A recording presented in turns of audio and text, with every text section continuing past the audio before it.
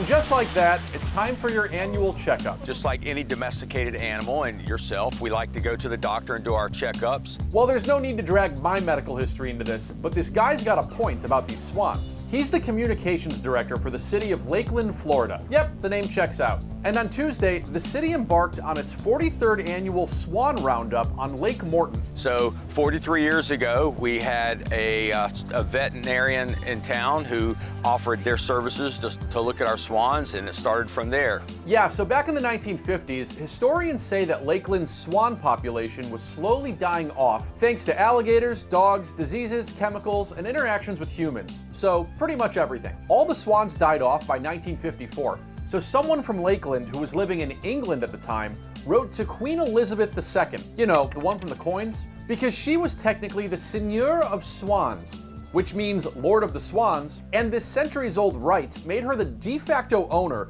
of mute British swans in open waters. By the way, Seigneur of Swans is a title that's since been passed down to King Charles III following her death. Okay, so anyway, the letter worked, and in July 1956, the Queen's people responded, gifting Lakeland a pair of maiden swans, though the Crown, of course, expected the swan keeper's expenses to be reimbursed. Not bad for a gift from the Queen herself, right?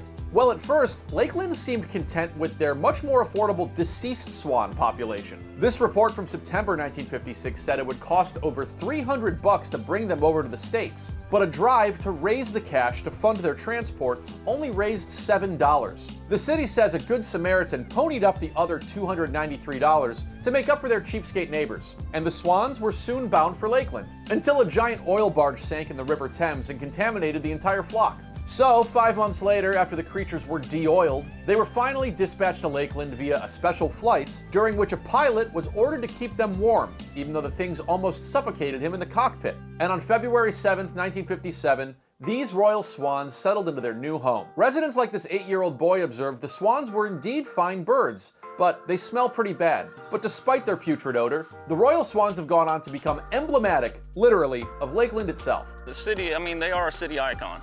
We take very good care of them. So what does this all have to do with these guys rounding up swans like a cartoon dog catcher? Well, since the city came around to the concept of keeping these animals alive, local veterinarians like this one have been carrying out annual health checks, a practice that began in 1980. Tomorrow we will be taking all of these swans one by one and giving each of them physical exam, weighing them, checking for any infections, any wounds, any problems that would need to be addressed. But it's not like the creatures pick a time on ZocDoc, grab their insurance, and fly over to the clinic. They're instead rounded up by boat by guys like this park supervisor. Oh, I have a blast. I hurt the next day, but I have a blast. Today, the city budgets $10 grand a year to care for and feed the swans. And in years past, they've even held lotteries to offer swan sales to manage the city's swan population, offering up swans for anywhere from $400 to $800 a pop. I think it's safe to say Lakeland's residents have sure come a long way since the days they could barely scrounge up $7 for a bird.